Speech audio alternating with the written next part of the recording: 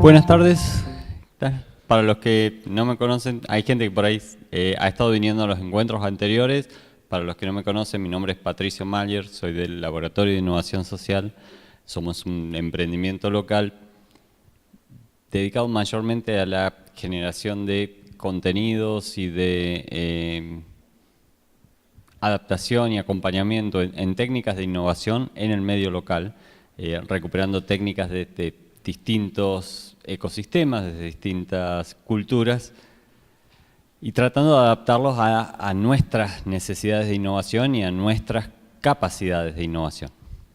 Ya estuvimos viendo en los dos encuentros anteriores un poco cómo es la estrategia de innovación en un ambiente como el nuestro, las distintas opciones que tenemos en términos de innovación. En el segundo encuentro estuvimos viendo un poco más acerca de la investigación que tiene que acompañar necesariamente toda innovación, esto de ir a buscar un problema, a charlar con los usuarios, a obtener de primera mano algo de material con qué trabajar en buscar soluciones. Si uno no conoce cuáles son los problemas reales, no puede puede proponer soluciones innovadoras. Lo que vamos a estar viendo hoy es un poquito más acerca de la gestión de la innovación y un poquito más acerca de los equipos de innovación. ¿Cómo es que ocurre la innovación en un equipo y cómo se puede hacer gestión de esta innovación? Vieron que está bastante de moda el tema este de Innovation Management o Management de Innovación. Management, la palabra es de origen inglés, pero el origen del inglés viene del italiano, viene de maneggiare, que es de manejar o manejador, y eran los que en realidad manejaban, domaban, entrenaban caballos. De alguna forma, el management trata en su concepto más básico, más rústico de eso, ¿no? De manejar, indicar, ordenar, adiestrar, de alguna forma dominar gente, recursos, personas desde una posición de poder de alguna forma. Que no hay nada más alejado a lo que estamos buscando nosotros al buscar una gestión de la innovación. O sea, sabemos que esa innovación tiene que ocurrir de alguna forma, tenemos que lograr generarla, pero por más que tengamos 5 personas ahí y les ordenemos ahora innoven, no van a innovar con solo el efecto de una orden. Entonces, ¿cómo tenemos que lograr una gestión y cómo entendemos al principio qué es gestionar? Gestionar no deja de ser un poco administrar. Por eso capaz que nuestra palabra más latina sí es más adecuada. Es más como un dosificar, administrar los recursos que tengamos disponibles para tratar de obtener un resultado satisfactorio consistentemente en el tiempo, que no dependa de un golpe de suerte, ¿no?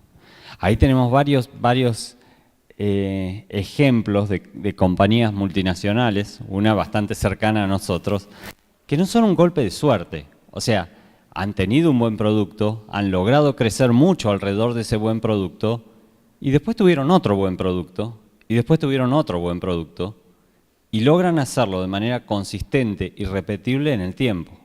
Entonces, algo debe haber en la forma en la que ellos están administrando sus recursos que logran gestionar esa innovación para que vaya sucediendo de manera repetible, ¿no?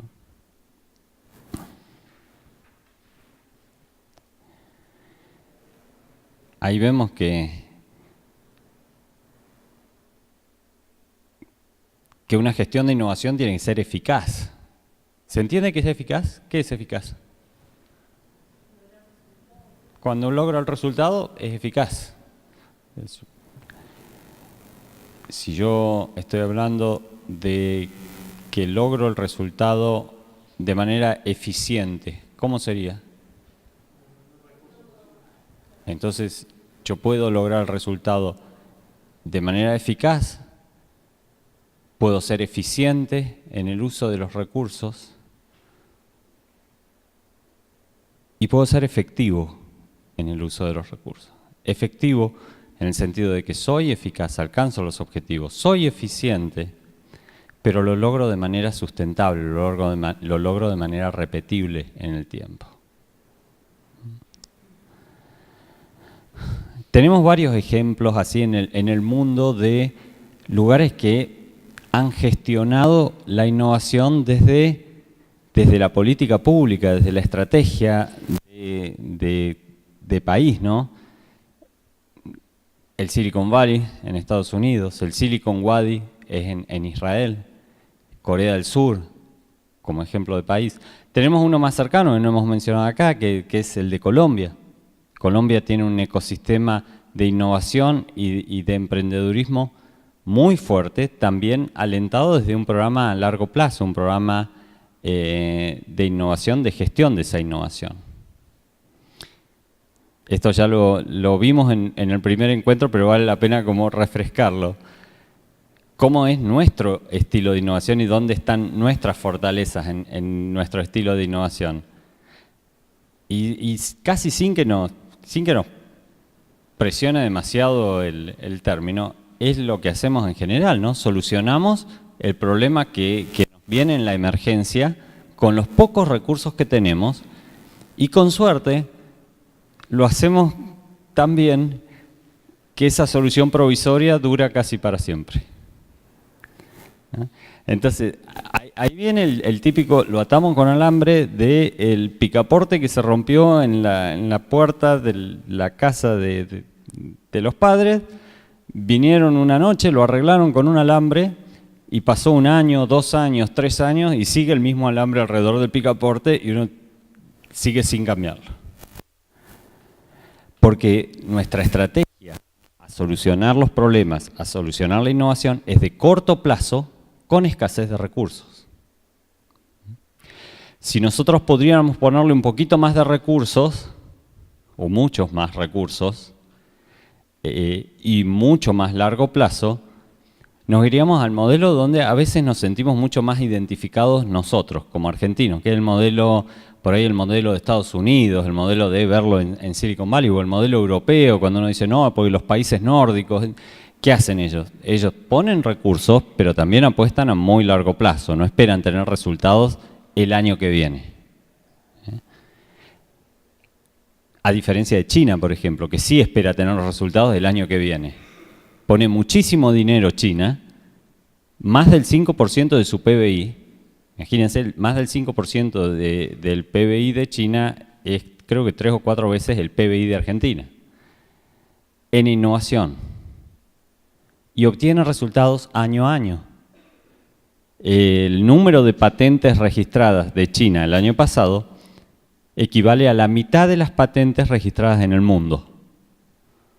Por encima de Japón, de Estados Unidos, de Alemania, juntos. ¿No?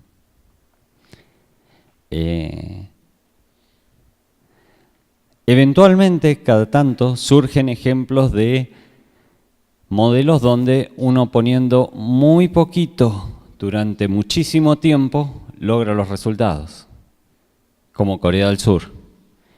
Hablábamos en ese primer encuentro, Corea del Sur era el país, después de su posguerra, en su posguerra era el país más pobre del mundo, con la única exportación que tenía era pelucas de cabello humano.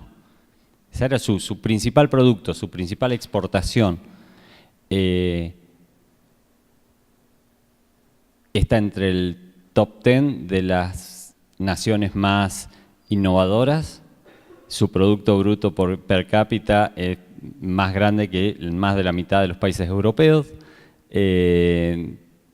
etcétera, etcétera. Claro, lograron mantener esa inversión en innovación durante más de 20, 30 años, con algunas situaciones que son muy, muy especiales. El que quiera leerlo puede entrar a la página del laboratorio, hay un paper que escribió mi socio Pablo Piccolotto acerca de eso, que él hizo un posgrado en Corea precisamente, pero tiene que ver con que Corea tuvo un dictador durante más de 30 años, durante ese periodo. Entonces es más fácil sostener la política pública cuando uno tiene la suma de todos los poderes, pero esa política estaba orientada hacia la innovación.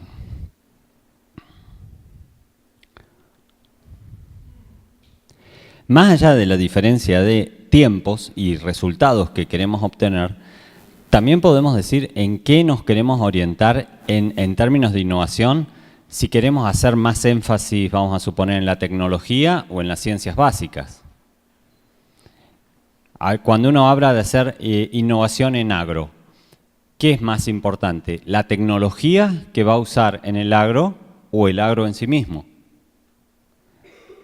En Israel, el que estaría liderando ese proyecto sería un ingeniero agrónomo. En Silicon Valley probablemente fuera alguien de tecnología. Hay diferencias sutiles y diferencias que también nos van alineando a la forma en la que somos y la forma en la que tenemos los equipos armados nosotros, ¿no? En muchos aspectos nosotros nos parecemos un poquito más a Israel que a Estados Unidos. Si hay un proyecto de tecnología y medicina, habitualmente acá lo lidera un médico. Si hay un proyecto de alimentos, lo lidera el que sabe de alimentos, no el de tecnología. No así en Silicon Valley. En Silicon Valley es muchas veces la tecnología la que va y busca las áreas donde aplicarlo. Yo trabajé durante muchos años en Intel y desde Intel, la empresa de tecnología, íbamos y nos asociábamos con hospitales, íbamos y nos asociábamos con empresas de alimentos, íbamos y nos asociábamos con automotrices.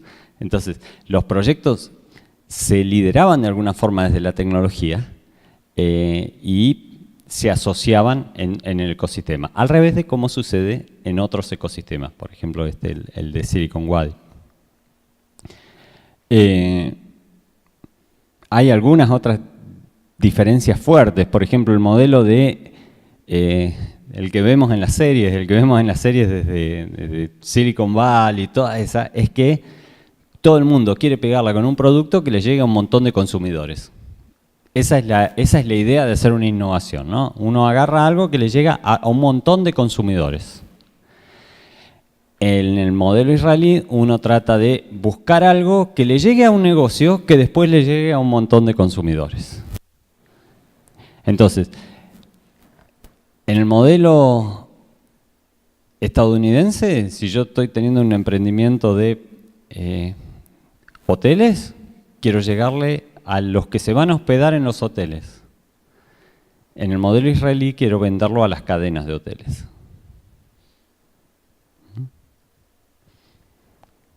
Por eso, muchas veces el éxito en Estados Unidos se mide por qué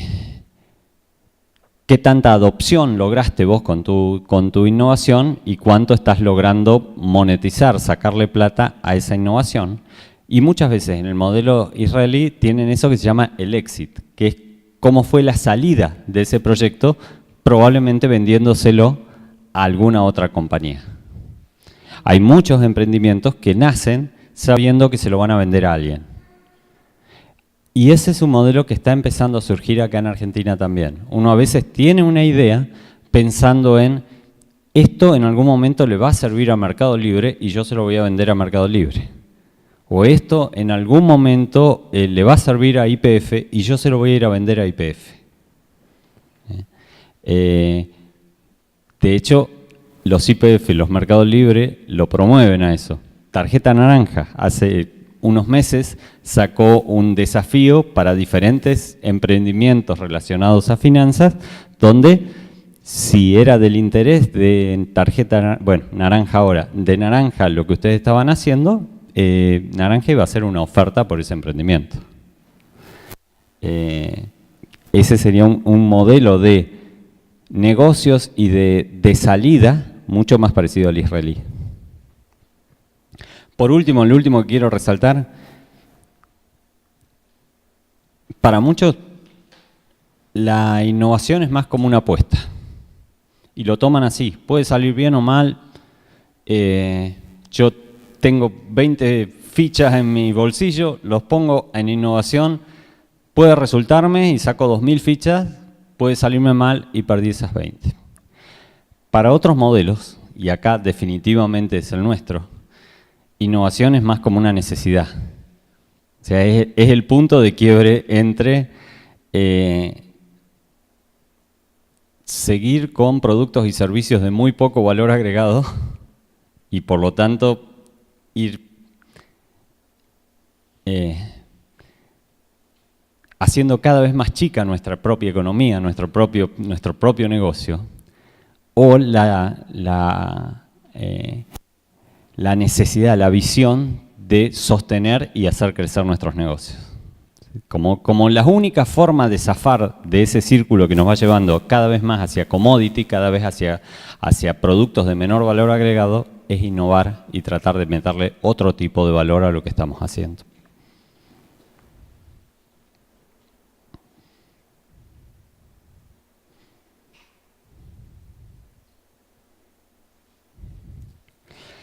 Bueno, volviendo al tema de gestión. Van a escuchar, van a ver, háganlo si tienen la oportunidad como esto de poder ir a una charla, de asistir a un webinar, de ver un video en YouTube, háganlo. Pero hay un montón de métodos, técnicas organizados como Design Thinking, como Lean Startup, que me ayudan a gestionar la innovación.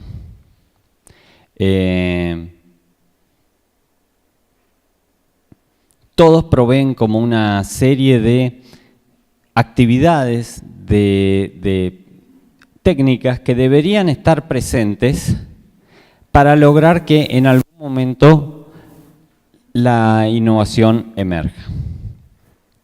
El modelo de Design Thinking, que hoy por hoy es como está por todos lados, en todos lados hay cursos de Design Thinking, online, en diferentes universidades de acá, muchas charlas en las empresas. Toman mucho de lo que por ahí estuvimos viendo en los primeros encuentros, ¿no? Que es tratar de empatizar y descubrir un problema, armar ese problema de alguna forma, identificar, idear soluciones, armar algo chiquito, un prototipo, probar. Y si anduvo, expandirlo. Si no anduvo, volver a empatizar, definir, idear, prototipar, testear y hacer un ciclo de ese estilo, que es más o menos lo que estamos viendo allá, donde uno tiene una idea, construye algo, desarrolla algo, mide cómo resultó, aprende de eso, vuelve a generar ideas, vuelve a construir, vuelve a medir. No sé si han visto alguna vez algún programa del estilo del Shark Tank o alguno de esos. Bueno, el modelo que usan en el Shark Tank es este. Se basa muchísimo en ese libro, se basa muchísimo en los conceptos de ese libro. Cuando hacen las preguntas, uno puede identificar claramente elementos que están en ese libro, en el libro de Lean. Hoy por hoy hay muchísimo también alrededor de Design Thinking por muchos lados. Pero lo que a veces detectamos de aplicarlo, de ir aplicando estas técnicas durante bastante tiempo, fue que a veces la innovación seguía siendo un golpe de suerte. O sea, uno iba, buscaba el problema, lo definía, lo ideaba, etcétera, etcétera, etcétera, pero si no elegías el problema correcto, volvía a ser un golpe de suerte, haber elegido o no elegido el problema correcto. Si vos no tenías el equipo correcto, volvía a ser un golpe de suerte, tener o no tener chance de poder innovar. Si vos no sabías bien hacia qué le estabas apuntando, hacia qué resultados de negocio, hacia qué mercado le estabas apuntando, volvía a ser un golpe de suerte.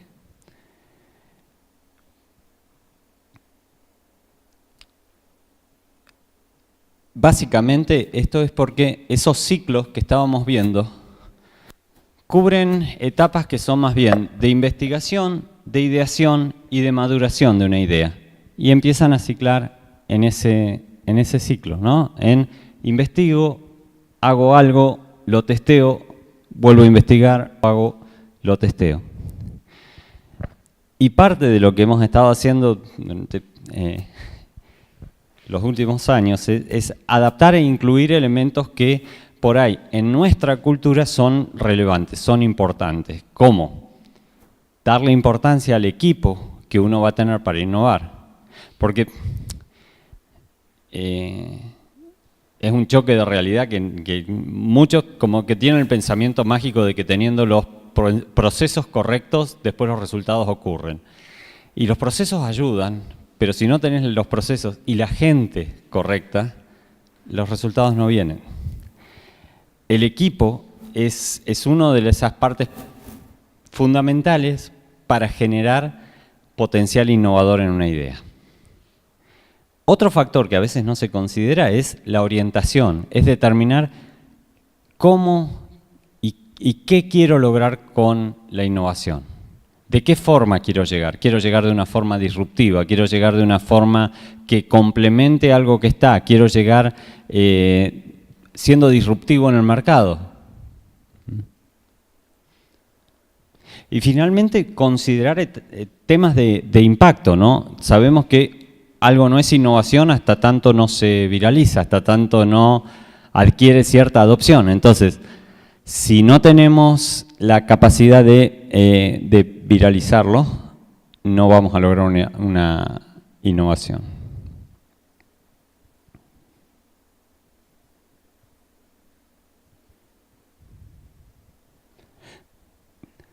De hecho, fíjense que al día de hoy todavía se sigue usando casi intercambiablemente la palabra equipo y grupo.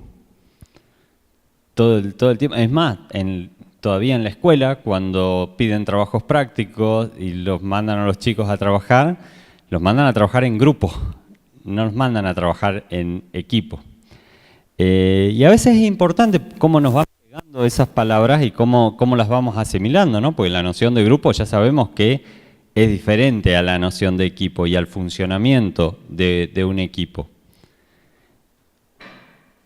¿Alguien se anima a tirar ideas de cómo sería definir un equipo? ¿Qué componentes tiene un equipo?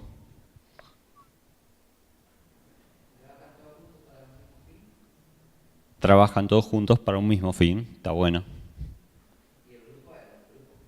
Grupo con comunicación, muy bueno. Excelente. Así es como muchas veces se van construyendo las definiciones, así es como muchas veces tenemos que ir encontrándole el pensamiento crítico a lo que vamos viendo.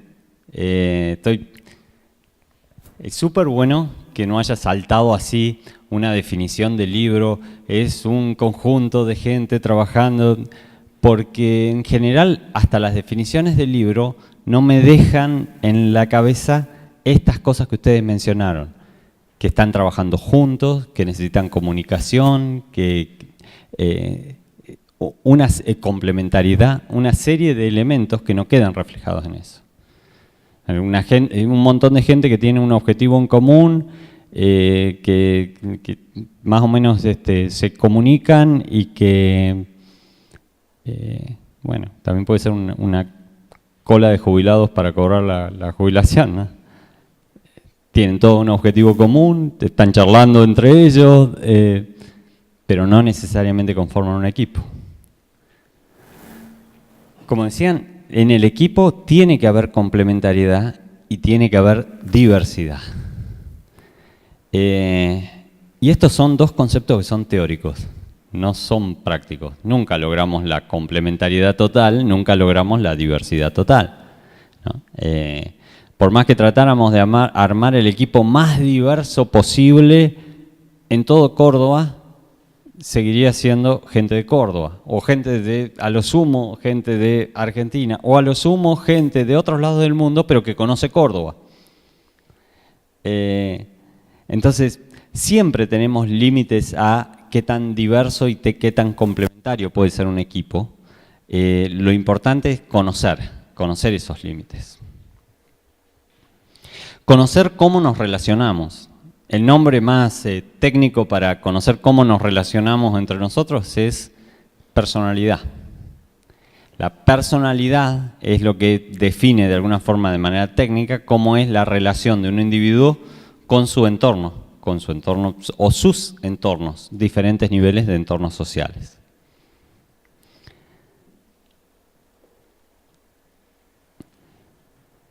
A veces son bastante discutidos las tipologías de personalidad. Para muchos, de hecho, las tipologías de personalidad no existen, pero han sido una referencia útil para enmarcar, para pensar algunos problemas.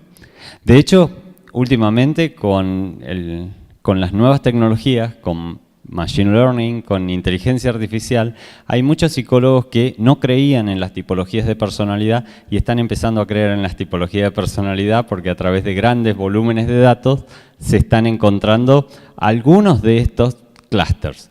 De todas formas, estas 16 tipos de personalidad son de un marco, si se quiere, empírico. Se han venido logrando a través de diferentes test a través del tiempo. En particular, que se conoce como el test de Myers-Briggs, suele ser bastante exacto y bastante repetible en términos de identificar características de la personalidad que después, en particular para innovación, nos pueden llegar a ser muy útiles.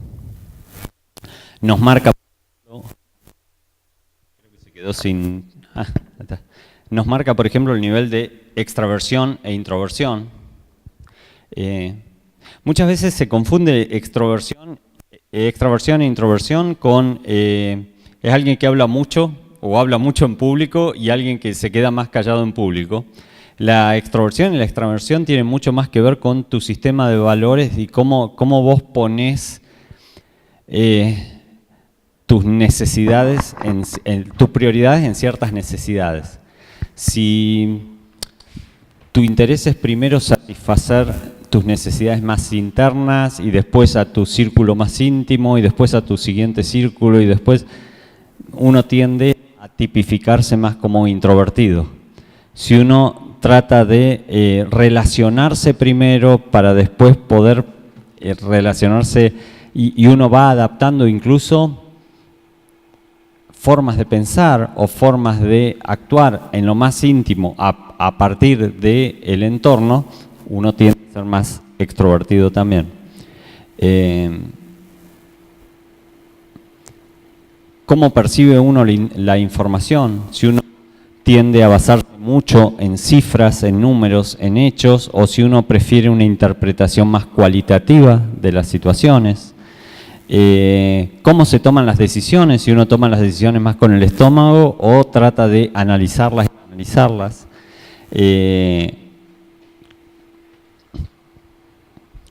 Cómo obtiene información del mundo uno, si uno lo obtiene a través de lo tangible, la experimentación directa, el dato que uno puede de alguna forma percibir, o un juicio acerca de datos que otros han obtenido.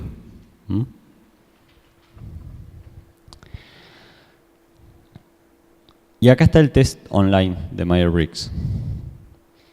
¿Alguien quiere tomarlo ahora? Dura más o menos 10 minutos. ¿Alguien tiene internet o datos? Internet hay acá, Wi-Fi. ¿Quieren tomarlo? ¿Bien? Vamos a tomarlo.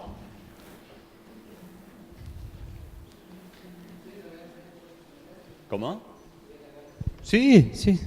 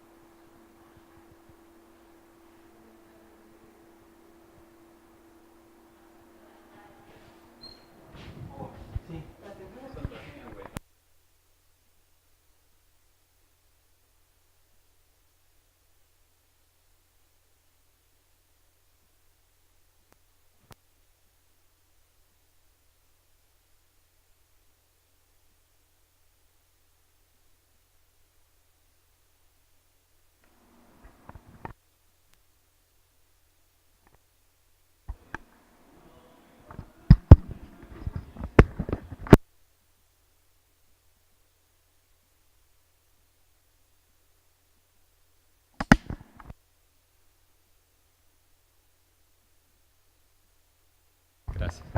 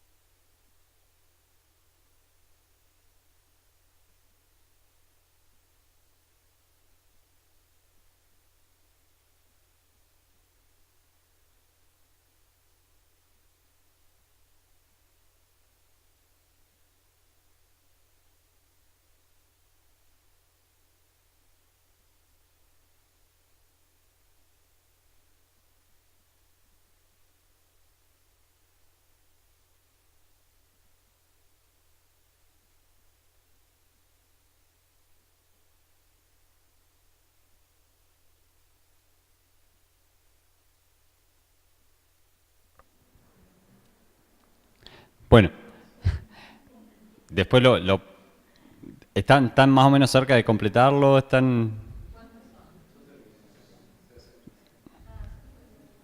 Bueno, esperamos 2 o 3 minutitos más. El resultado son 4 letras que se mueven en esos vectores que hoy les había mencionado, de extroversión e introversión, si es sensan o perciben, si juzgan, etcétera, etcétera. Interesante es que se ha creado a través de muchos estudios, muchas dinámicas, ciertas características de compatibilidad dentro de un equipo entre diferentes tipos de personalidad. Hay confluencias de personalidades que se sabe que eventualmente van a chocar. Personalidades que se sabe que se van a llevar muy bien y complementar muy bien en general. Personalidades que pueden convivir lo más bien, pero tampoco van a ser de alta performance en su relación.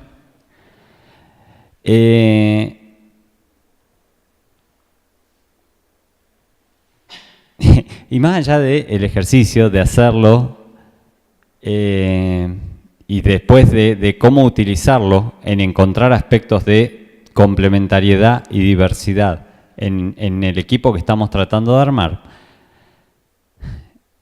¿vieron qué poco paramos la pelota para hacer este tipo de cosas en general?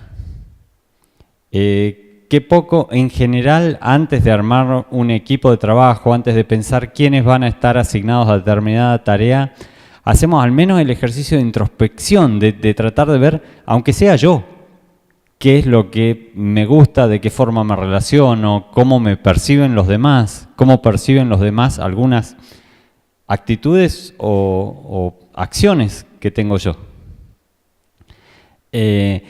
Un poco el espíritu de este ejercicio, más allá de que ustedes se queden con una herramienta más como para conocer, ayudarlos a conocer con quienes pueden ser un poco más complementarios, con quienes pueden ser un poco más diferentes, con quienes van a definitivamente chocar estando en un equipo. Ayudarlos a entender un poco algunas características de su personalidad y cómo pueden estar los demás percibiéndolos a ustedes, porque cuando les tiran ese tipo de personalidades famosas es porque ese tipo de percepción que irradian esas personalidades es la que en alguna escala están irradiando ustedes. Entonces, si hay una personalidad que se irradia como inteligente pero a la vez soberbia, a ustedes algo de eso les está quedando en la percepción de los demás. Y es algo como para que ni siquiera esto no apunta a ninguna patología. Esto es simplemente para poder relacionarme mejor y para poder trabajar mejor en equipo.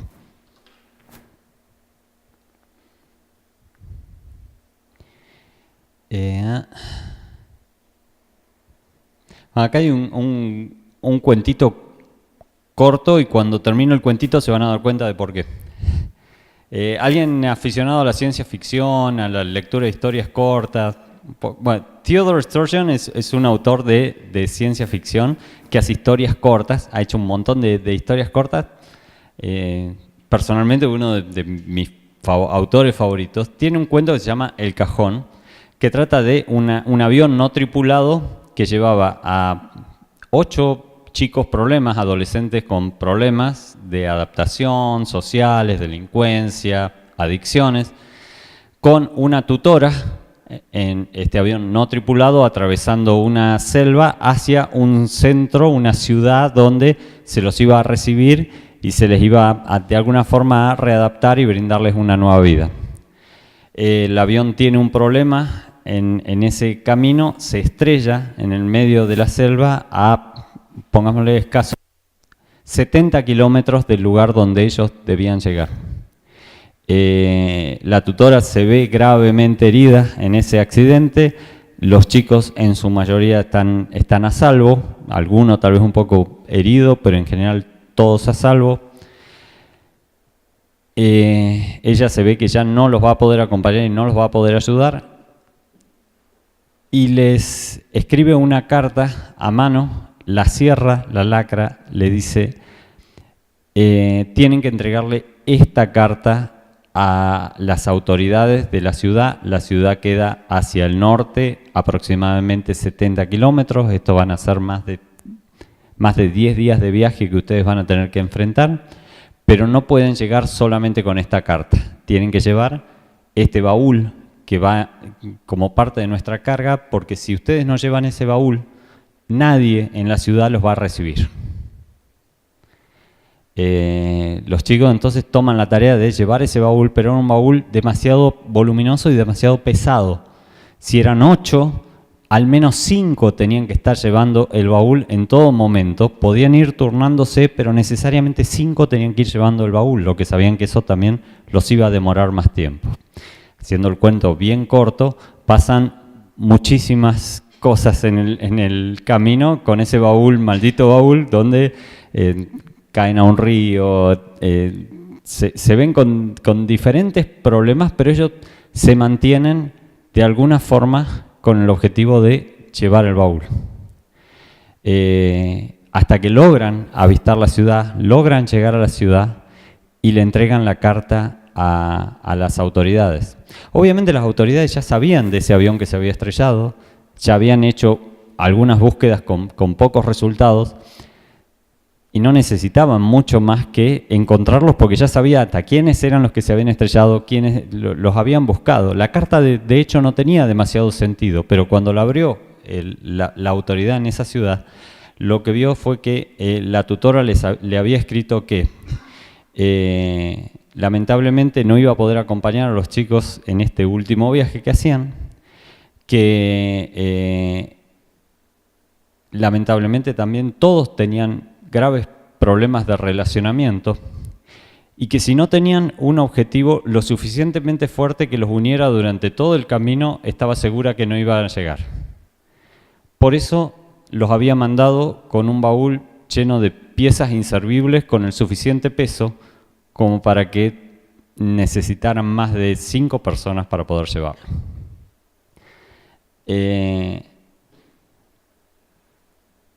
Hay veces que también tenemos que encontrar en los equipos un baúl.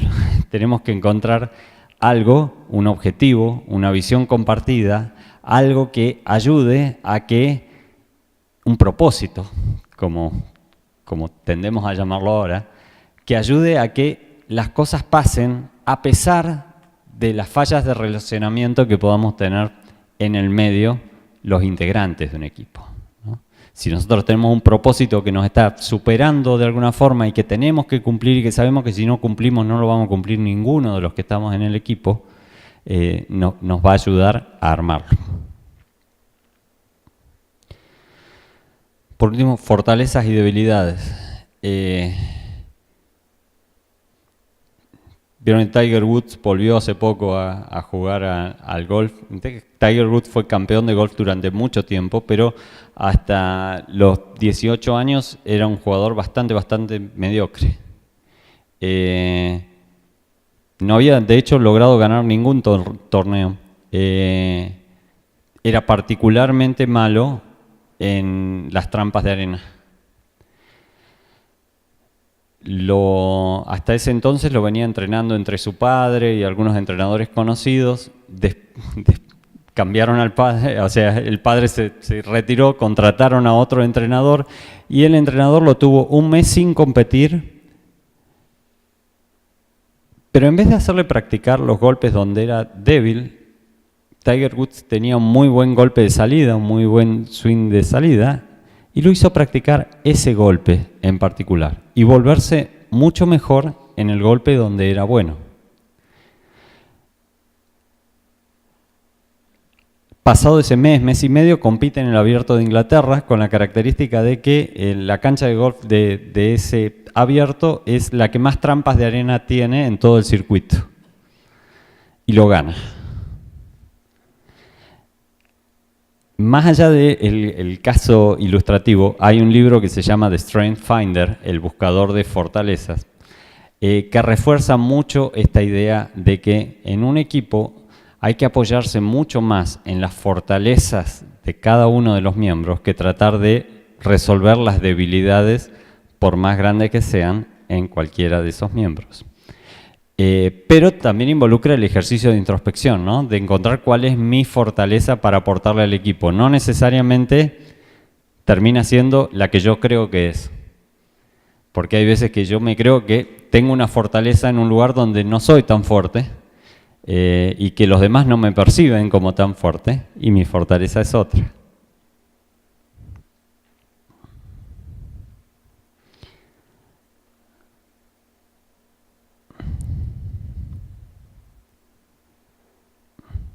Perdón, estamos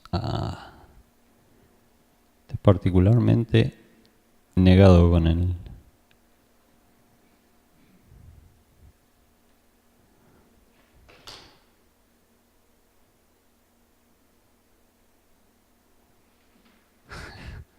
Bueno, hay un slide que no voy a dar. ¿Vieron cuando hablábamos del propósito? El cajón con el propósito. Tiene que ver también cuando emprendemos, cuando queremos hacer una innovación, cuando queremos hacer un cambio. Y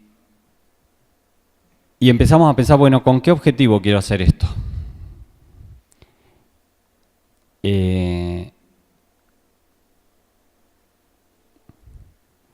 Puedo tener los objetivos más extrínsecos, así se llaman, de, bueno, porque quiero hacer algo, quiero hacer plata con eso.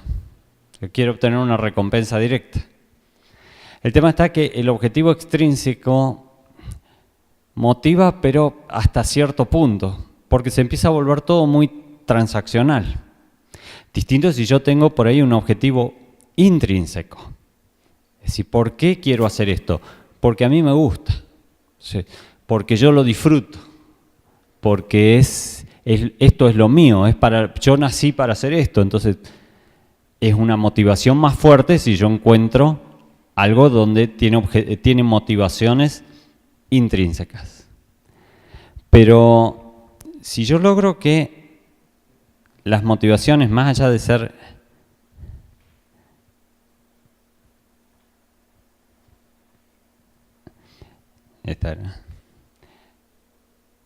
intrínsecas, sean trascendentes, sean por los demás, entonces es un motivador mucho más fuerte todavía. Porque es difícil que yo encuentre un equipo donde yo pueda satisfacer las necesidades intrínsecas de todos. Entonces necesariamente tengo que tratar de encontrar un motivador que sea trascendente. Por eso, la mayoría de las empresas que uno dice, oh, pero mira ¿qué es Sanata? Pero justo uno conoce la Sanata de las empresas que llegaron, ¿no? Que están buenas y que llegaron ahí. Entonces uno dice, pero Google que dice que venía a democratizar el conocimiento. Pero de alguna forma lo hizo, ¿no? Y de alguna forma lo mantuvo durante años. Y de alguna forma logró crecer y expandirse a hacerse una empresa enorme. Y su objetivo el día 1 no era hacer plata con un buscador. Su objetivo el día 1 no era que Larry Page era un fanático de la matemática de grafos, entonces disfrutaba haciendo algoritmos de computadora de búsqueda y entonces podía pasarse la vida haciendo algoritmos. El tipo quería hacer esos algoritmos de búsqueda porque quería darle acceso al conocimiento a cualquier persona sobre la Tierra. Entonces, como buscan otras empresas, incluso Argentina, cuando Mercado Libre dice yo quiero democratizar el comercio dentro, y está buscando que el tipo que está produciendo algo en La Rioja tenga el mismo acceso a la venta, a la vidriera, a la publicidad que el que lo tiene en Gran Buenos Aires o en pleno Capital Federal o en Estados Unidos. Cuando nosotros logramos encontrar un objetivo trascendente para la innovación, le damos a ese equipo otras herramientas para poder seguir.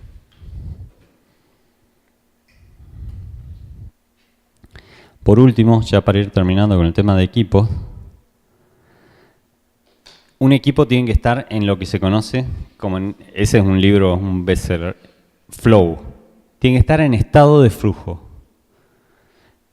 ¿Vieron cuando ustedes por ahí están haciendo algo que les gusta mucho y se ponen a las 2 de la tarde y por ahí se le hicieron las 9 y dicen, uy, se me pasó el tiempo, se pasó toda la tarde y yo estaba enganchado con esto y ni me di cuenta?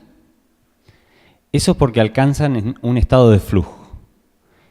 Es un estado de balance entre el desafío que ustedes están teniendo y las habilidades que ustedes tienen, de forma tal que los mantiene motivados la actividad misma.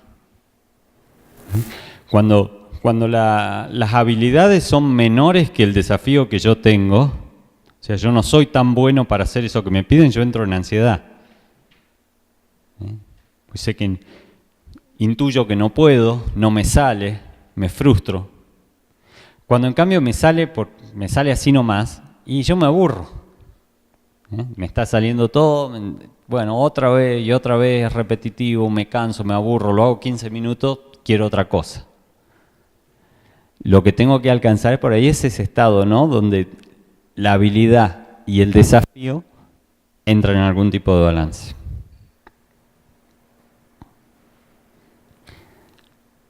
Vamos a hacer ahora un ejercicio más, así como muy... Pasen mucho más rápido que el test.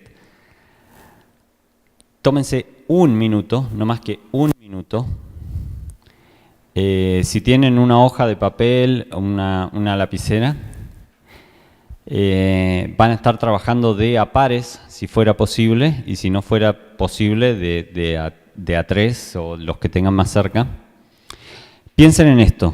Piensen en que ustedes ahora los están viendo como futuristas, como gente que puede de alguna forma visualizar qué es lo que va a pasar y tienen que describirle a la persona que tengan al lado o a las personas en su equipo cómo van a ser los medios de transporte urbanos en Córdoba dentro de 50 años. ¿Qué es lo que va a ocurrir de acá a 50 años con los medios de transporte urbanos en Córdoba? Eso es lo que tienen que visualizar, tienen que tratar de armarse algo en una hoja como para poder transmitírselo a la persona que tengan al lado en menos de un minuto.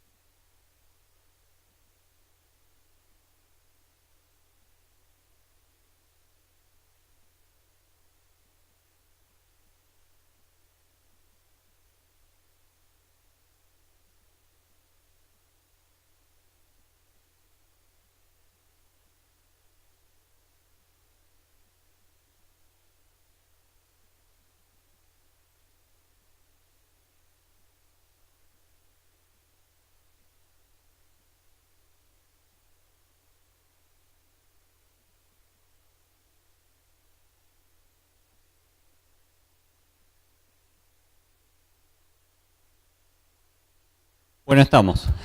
En realidad era tramposo el ejercicio porque no es que se lo van a tener que contar a alguien, es un ejercicio de introspección, de nuevo.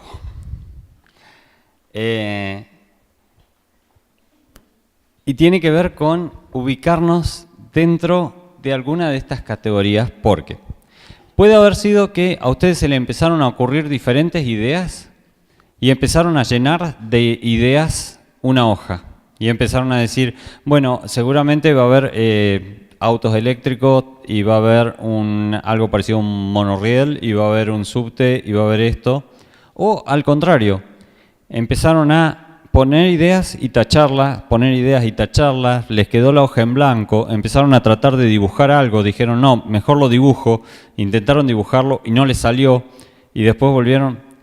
Bueno, esos son los generadores.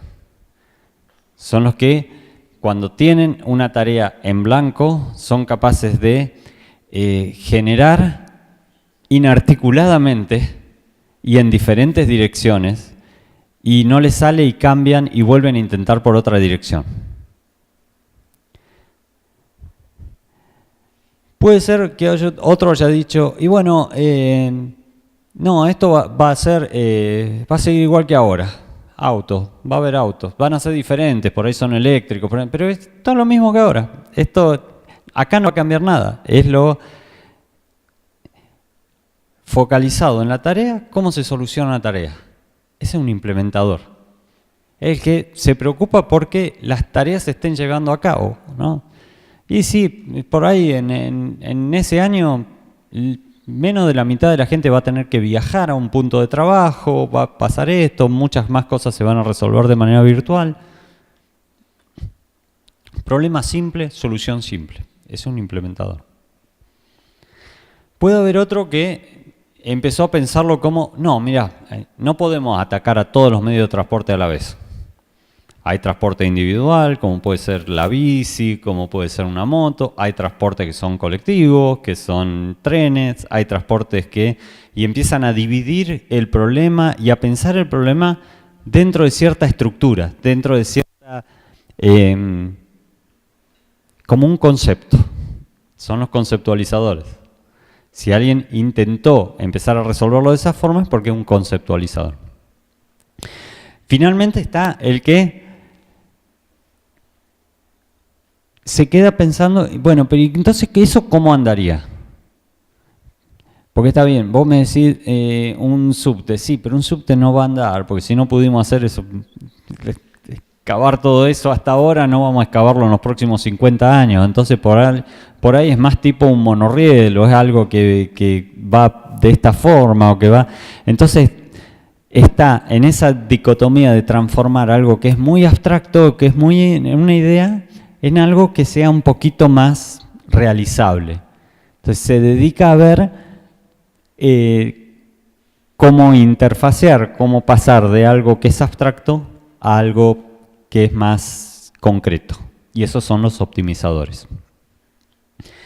De nuevo, es otro ejercicio de introspección. Está bueno que uno sepa dónde está parado, porque precisamente, imagínense un equipo de innovación donde son todos generadores.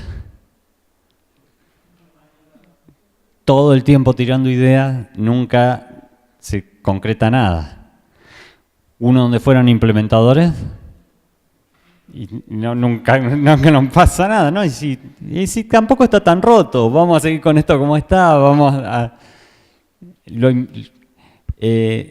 todas estas perspectivas aportan, y a veces con un ejercicio así súper sencillo, en 5 minutos, uno se da cuenta si por ahí me está faltando un generador en este equipo. Y si conozco uno, lo puedo sumar.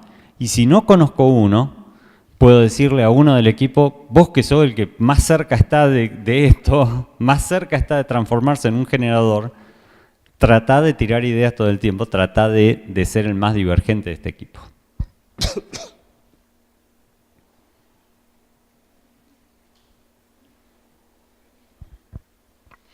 De hecho, lo que solemos hacer es que cada uno se identifique dentro de los equipos de trabajo cuando hacemos talleres, como para verificar que los equipos de trabajo estén más o menos balanceados, ¿no? Que tengan... Es increíble en Córdoba la cantidad de optimizadores que hay. En general nos quedan sumamente desbalanceados por el lado de optimizadores los equipos de trabajo.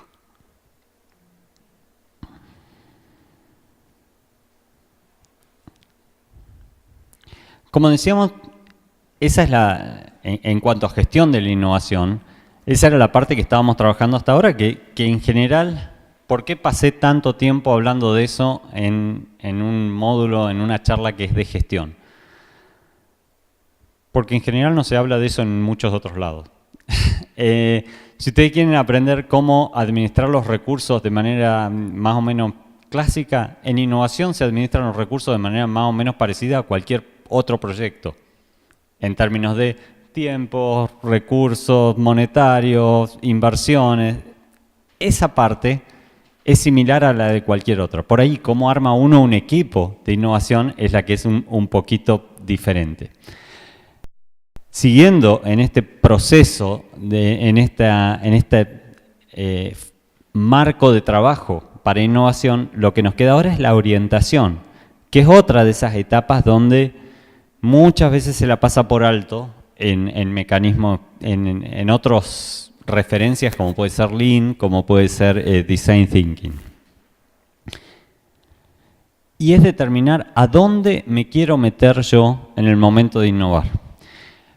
Muchas veces a esto lo tomamos como algo que ya viene dado, como algo que está implícito, como algo que... Y mira, yo entré a trabajar en Grido. ¿Sobre qué querés que innove en Grido? Voy a innovar sobre helado. Pero no siempre es así. Por ahí no era lo que estaba buscando el público de Grido, por ahí no era lo que estaban buscando los dueños de Grido, por ahí no era el mejor territorio para seguir explorando en ese momento. No era el lugar más fértil para hacer innovación. Y a veces si yo no tomo conciencia de eso antes de empezar el proceso, ya empiezo el proceso trabajando en una cajita mucho más chica de la que probablemente podría haber tenido si me lo cuestionaba un poquito al principio. Entonces, esta fase, la de orientación, es de definirnos, bueno, ¿qué tan grande o qué tan chica es la cancha donde yo quiero jugar con innovación? ¿Cuáles son las cosas que yo puedo cambiar? ¿A quiénes? ¿En base a qué puedo intentar innovar?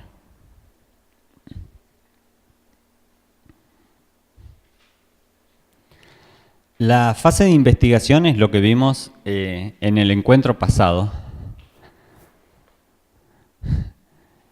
Y es la que funciona mejor la regla de 3 simple acá también, ¿no?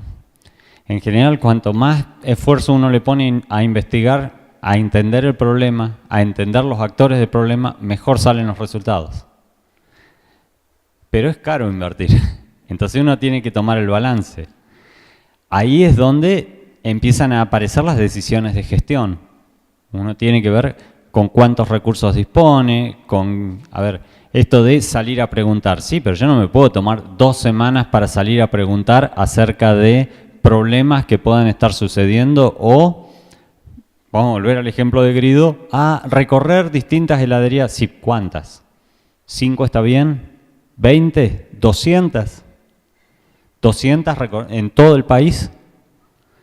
Claro, cuanto más invierta yo y cuando yo logre ver que la realidad de una heladería Grido en Gran Buenos Aires no es la misma que la realidad de una heladería Grido en Trelew, mejor me va a salir después mi proyecto de innovación, pero ¿cuánto tuve que invertir para lograr ese insight, para lograr ese conocimiento?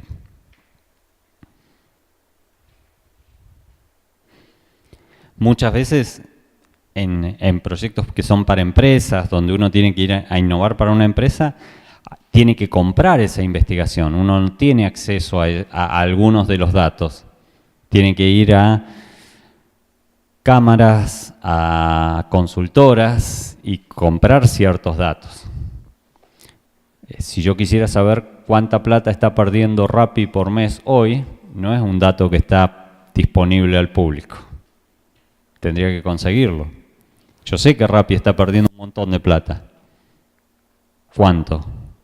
¿Es viable? ¿Yo puedo copiar algo de eso? No. ¿Qué me conviene en ese contexto? Bueno, cuanto mejor me salga la investigación, mejor voy a tener mejores datos voy a tener yo para poder innovar.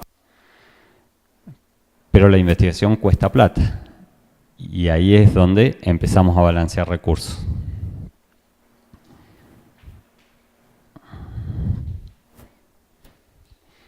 La fase de ideación, que está presente en todas las metodologías, en todas las técnicas, es la que, si somos en promedio el equipo es de argentinos más o menos normales, es la que menos nos tenemos que preocupar. En general, las tareas de ideación no salen de manera natural, no salen de manera... Digo argentinos y digo latinos en general, ¿eh? O sea, el pocos recursos y lo atamos con alambre, lamentablemente no es nuestro solamente, vale para toda América Latina. Pero también nos sale muy fácil tirar ideas, nos sale muy fácil que si alguien nos critica la idea, no nos caigamos ni nos den ganas de pelearnos con el otro porque nos está criticando la idea. Es más, si alguien nos critica la idea, nos dan ganas de decirle 2 ideas más, no de callarnos la boca y no volver a decirle una idea. Y está bueno porque eso facilita un montón. Hay libros así escritos acerca de cómo generar ideas, técnicas que en general en los equipos en Argentina no tenemos que usar nunca. Porque naturalmente sale cierta divergencia, naturalmente se dan buenas dinámicas. Yo he estado trabajando en equipos donde nos ha tocado facilitar sesiones de ideación en China con ingenieros chinos y pasar hora y media sin que se caiga una idea. Porque todo el mundo tenía miedo de ser el primero en tirar la idea, tenía miedo de quedar como un tonto por decir la idea, porque se la critiquen, porque... bueno, entonces voy por el lado seguro, digo algo y todo el tiempo era no voy a arriesgarme un poco más porque por ahí quedo como un tonto o me critican la idea o el equipo no responde bien.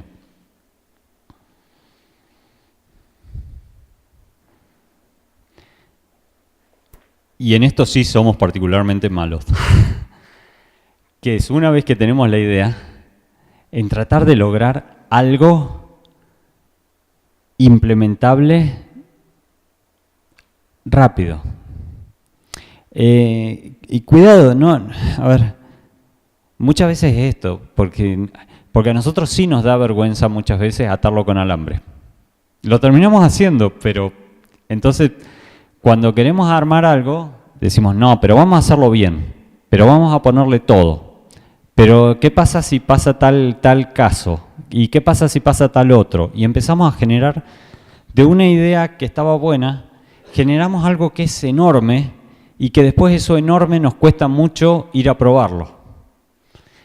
Si se nos ocurre un nuevo formato de helado que viene en el palito de agua, pero con forma de dinosaurio, y queremos ir a probarlo, por ahí nos pondremos a madurar la idea y hasta buscamos matrices, mandamos a hacer matrices en China que nos vengan con los dinosaurios, planificamos un plan para distribuir esos entre 6 ciudades y probamos, y no se nos ocurre hacerlo 4 o 5 y llevarlo a una escuela a ver si a alguien le interesa o no le interesa el palito con forma de dinosaurio.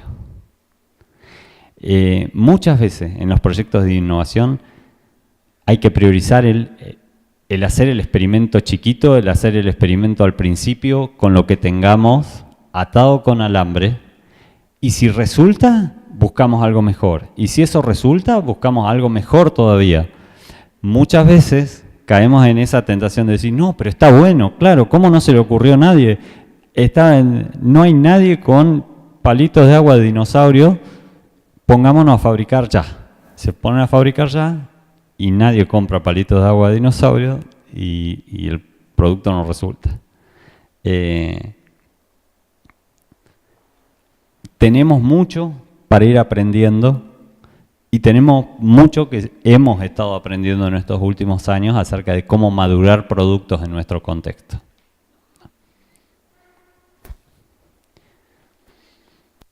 Si ustedes se fijan, empresas locales que ya han empezado a hacer esto, volviendo sobre Mercado Libre, por ejemplo, Mercado Libre muchas veces lanza un nuevo servicio, algo nuevo, y resulta que Vas y le decís, no, porque se puede pagar EPEC por Mercado Libre. No, si a mí no me sale. Sí, pero mira, si yo pude. Y intentás, no, pero ahora ya no puedo. Pero no está claro. Hicieron la prueba con determinados usuarios durante determinado tiempo, vieron qué funcionaba, qué no funcionaba. Si salía algo mal, iban a agarrar ellos la plata, iban a llevarla a EPEC y decir, esta es la plata de tal, acá te estoy pagando la cuenta. Porque querían hacer un experimento chiquito a ver si la gente se enganchaba, si ese sistema funcionaba, si eso les era rentable. No siempre es necesario llegar con todo para poder verificar si algo va a funcionar o no va a funcionar. Porque una vez que vos demostraste que algo funciona, después es un tema de crecerlo, es un tema de impacto. ¿No? Demostraste que funciona para EPEC, después hacerlo funcionar para Aguas Cordobesas, para los celulares, es un tema de agrandarlo, es un tema de impacto, es un tema de llegarle a más gente. El tema está en lograr que funcione y que madure bien. Después hay estrategias para lograr el impacto, para viralizarlo, para hacer el crecimiento de ese producto. Para resumir, lo que buscamos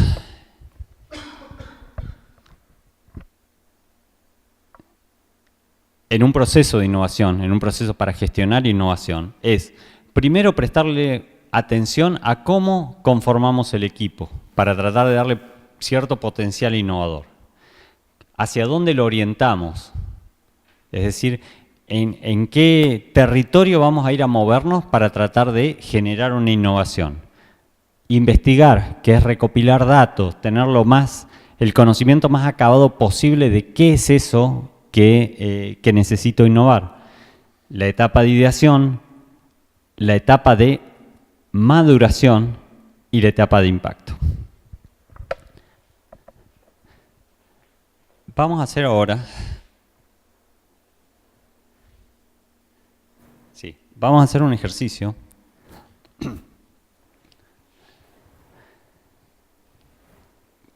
que tiene que ver no con recorrer este proceso, sino con planificar este proceso.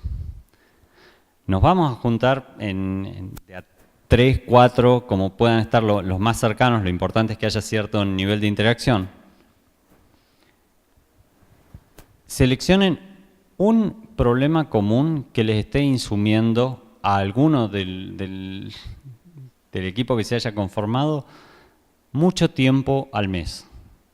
Puede ser que alguien le esté insumiendo mucho tiempo al mes, no sé, alguien que fuera padre o madre, ir a buscar a los chicos a alguna actividad y traerlos y buscarlos de alguna actividad. Puede ser para alguien que se tiene que movilizar mucho con transporte público, estar esperando en la parada del transporte público o estar viajando en ese transporte público. Pues, seleccionen un problema y en base a ese problema traten de elegir un equipo con el que ustedes trabajarían para encontrarle una solución innovadora a eso. Elegir por dónde querrían estar trabajando ahí.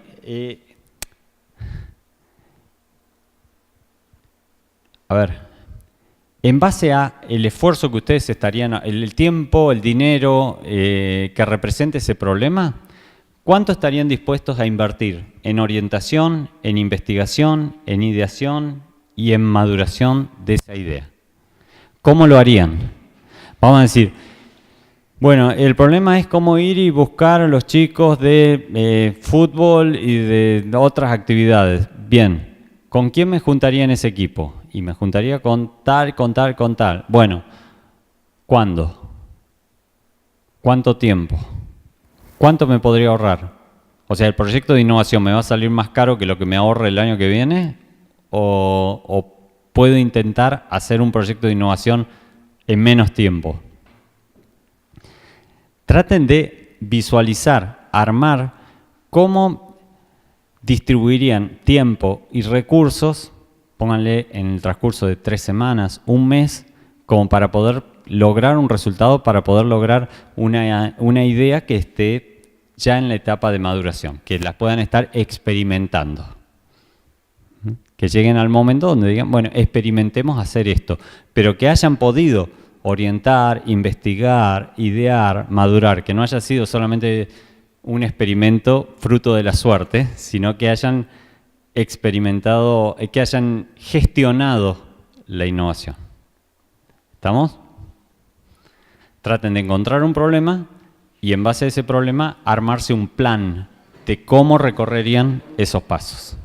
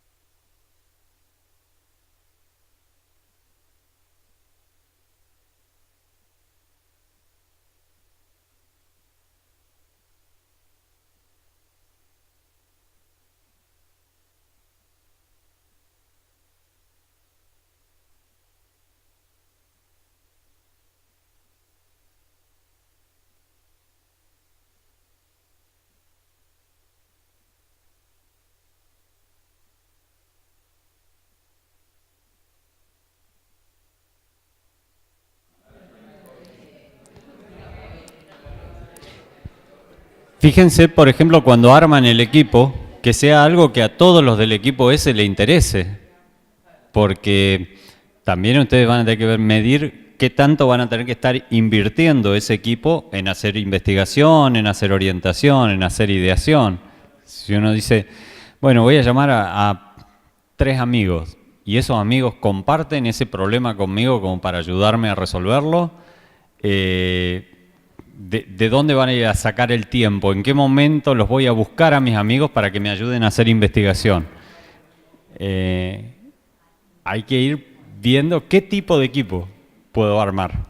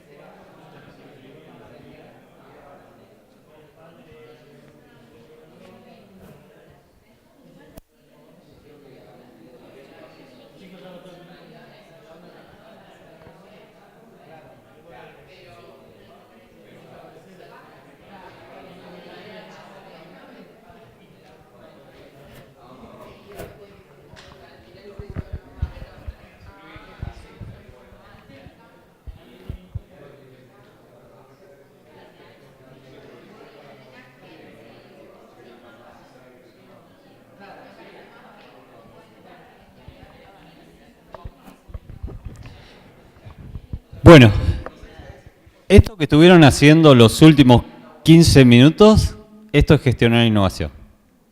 Es tratar de encontrar con los recursos que tengan qué se puede hacer. Ya vieron que la manta es corta siempre, tiran de un lado, sí, pero a mí me gustaría tener este equipo, sí, pero no le podés pagar ese equipo. Entonces, sí, a mí me gustaría tener un nutricionista en mi equipo. Bien, le va a pagar una consulta al nutricionista cada vez, tener un amigo nutricionista que se recopa con la idea y que va a pasar por las etapas estas. ¿Saben qué? Es muy difícil. Ustedes ya lo estaban viendo, ¿y a esto qué? Pero ¿nos vamos a poder juntar? ¿Cuántas veces nos vamos a juntar para hacer investigación? Pero ¿vamos a poder? ¿Entonces lo haremos los fines de semana? ¿No lo haremos? Es difícil. Pero la alternativa que es tener un golpe de suerte. Entonces, si lo queremos hacer una innovación con más chances, una innovación donde al menos nos deje más cerca, más seguros de que vamos a poder tener algún resultado, tenemos que tratar de gestionarla. Los recursos siempre van a ser pocos, así sea que estemos en una compañía que esté invirtiendo $1 millón por mes en innovación o estemos con 2 amigos tratando de resolver un problema muy puntual que tenemos nosotros. Cuanto más cerca estemos nosotros de poder planificar, de poder armarnos equipos, de poder recorrer al menos estos pasos de alguna forma y de asignarnos tiempos y de poder armarnos un plan para llegar ahí, y mejores chances vamos a tener de poder ser efectivos, repetibles, de poder llegar a algún resultado con esto. Quería terminar medio rápido con algo que estaba en el programa de la charla de hoy y que es para terminar de desmistificar algo también, ¿no? Que es esto de, bueno, pero si al final Steve Jobs no necesitó nada de esto, porque de última, innovador se nace. Vos tenés ADN de innovador o no tenés ADN de innovador, entonces está bien, le podrás planificar, poner procesos arriba. Bueno, en realidad se ha investigado mucho acerca de esto y evidentemente hay ciertas habilidades que vienen innatas y que nos ayudan a ser más innovadores, pero no son habilidades demasiado esotéricas, son habilidades más o menos comunes y se han de alguna forma armado como esas que están ahí. Si yo logro desarrollar en general estas actividades, disminuyo enormemente la diferencia entre alguien que puede haber nacido con determinados talentos para la innovación y las capacidades adquiridas que yo tenga para hacer innovación. La primera es desarrollar una capacidad para asociar, para relacionar conceptos, para decir, entonces esto es como esto. Pero entonces vos lo que estás queriendo hacer es como un Uber, pero para tal cosa. Sí. De hecho, asociar, el ejemplo que está puesto ahí es la forma en la que el director de El octavo pasajero logró que Alien, el octavo pasajero, no sé si lo ubican, una película también así como muy histórica de un extraterrestre, un bicho malo que estaba en una nave espacial, y nadie lograba entender muy bien de qué se trataba esa película, hasta que dijo, en el año 70 y pico, mira, en realidad Alien, la película que yo quiero hacer, es como Tiburón, pero adentro de una nave espacial. Y ahí le entendieron. Muchas veces hasta que nosotros no logramos asociar qué es lo que estamos queriendo hacer entre dos ideas que le sean familiares a lo que nosotros estamos tratando de contárselas, investigar, no logramos pasar esa barrera. Y de nuevo es algo que se practica. Pero se practica porque uno a veces intenta hacer una asociación, no resulta, intenta de nuevo y por ahí la pega. Esta asociación sí resulta, listo. Y empiezo a a aprender a hacerlas mejor y a encontrar otras.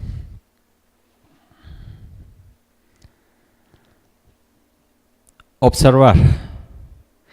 Muchas veces, bueno, ya tenemos uno, no puede estar pensando todo el tiempo en todo. Entonces, nuestro cerebro genera atajos mentales, genera situaciones donde dice, bueno, esto funciona de esta forma. Pero a veces tenemos que pararnos, observar y ver que, por más que uno crea que las cosas funcionan de una forma, en realidad están funcionando de otra. Que no siempre las cosas funcionan como la propuesta está dada, sino que hay atajos. Muchas veces pasa que uno propone un camino a alguien y la gente elige usar otro camino.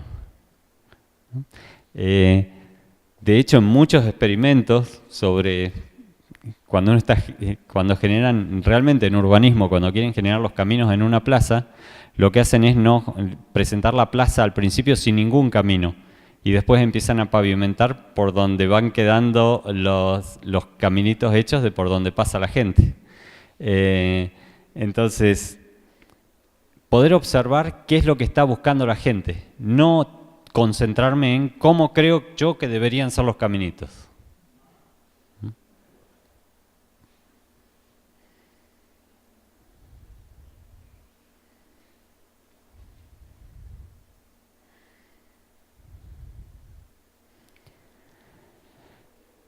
La otra es desarrollar la habilidad para cuestionar, y cuestionar, y cuestionar.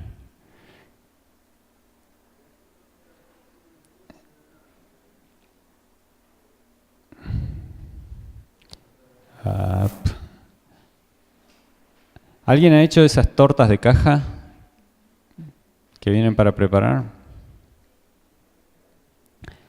¿Se preguntaron por qué llevan huevo? Sí, la torta lleva huevo, pero ¿por qué la torta de caja le tenés que agregar huevo? Si el huevo podría venir incluido, ¿no? ¿Por qué leche? ¿Por qué le tenés que agregar leche? Si leche en polvo... Les dejo la pregunta para que la investiguen, pero tiene una razón. Bueno, no. En realidad... las primeras tortas que eran las Betty Crocker en Estados Unidos, que salieron en la posguerra, en los años 50, en Estados Unidos, eran solo agregué agua. Y en esa época era muy fuerte el tema del ama de casa y el tema de cocinar para su familia, para el sueño americano, y solamente agregar agua era como muy poco. Era como que no le estaba poniendo mucho amor a eso que estaba haciendo, ¿no? Era como que a la gente no le gustaba porque era como, claro, ¿qué estás haciendo? Le agregás agua y ya tenés la torta, no, como que no le estás... Y no funcionó. Y la misma Betty Crocker modificaron la fórmula para que vos tuvieras que agregarle al menos 2 huevos, al menos leche, y tuvieras que batirlo un buen rato. Y resulta que explotó como un negocio las premezclas para tortas. Está bueno cuestionarlo y cuestionarlo de los dos lados. O sea, el preguntarse, ¿por qué no viene solo para agregar agua? Porque capaz que los tiempos han cambiado un poquito desde ese entonces y hoy por hoy tendría mucho más sentido decir solo agregué agua. En su momento, el solo agregué agua, en ese contexto, no funcionó.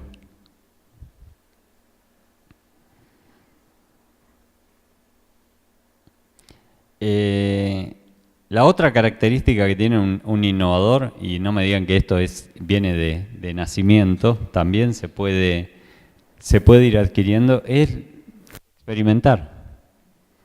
Perderle el miedo a decir, bueno, voy a hacer un experimento. Porque muchas veces el freno más grande al experimento lo ponemos nosotros mismos con el ¿y si sale mal? El experimento que sale mal es el que uno no hace. con el otro aprendió ya sea que funciona o que no funciona, pero ya aprendió algo.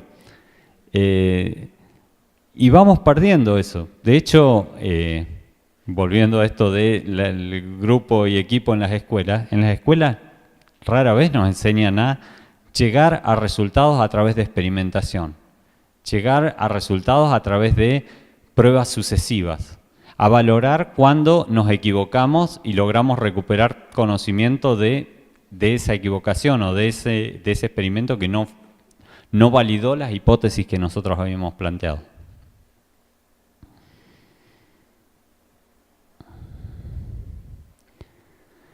El último punto, que obviamente hay gente que tiene más una habilidad innata o más habilidad para eso, pero no quita que uno lo pueda ir adquiriendo, es trabajar en red. Cuanto más me cierre yo en mis ideas, cuanto más encuentre yo un grupo de gente que simplemente tienda a validar mis ideas, menos capacidad de innovar voy a tener. Los innovadores, por definición, se mueven en distintas redes, en distintos ámbitos sociales, exponen sus ideas a diferentes visiones, a diferentes perspectivas, a diferentes... así como nos preguntábamos en el slide pasado, ¿cuál fue el último experimento que realicé en trabajar en red? ¿Cuándo fue la última vez que yo hablé acerca de una idea con alguien que no es de mi ámbito más cercano? Con alguien que capaz que si yo le contaba yo iba a quedar mal, o no iba a entender, o me iba a forzar a mí a explicarle un montón de cosas que por ahí me costaban explicarle. Y sin embargo, el forzarnos a hacer eso nos hace adquirir habilidades que después nos sirven para la innovación. El tratar de decir, pero no, le voy a tener que explicar esto a nenes de 10 años. Y probá.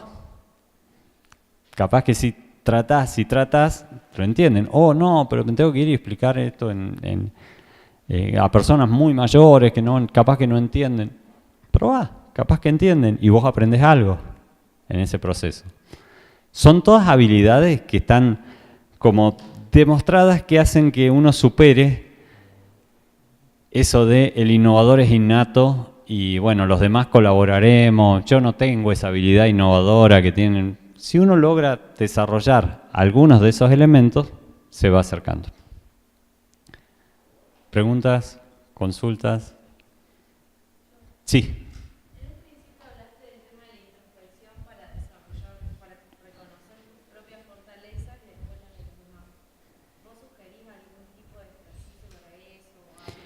Hay algunos temas alrededor de ese libro que se llama El buscador de fortalezas, el Strength Finder, que plantea diferentes etapas, ejercicios, como para ir descubriendo cuáles son tus fortalezas en acciones, en actitudes, en reservas emocionales, o sea, qué es lo que vos podés aportar y qué es fértil para seguir desarrollando, ¿no?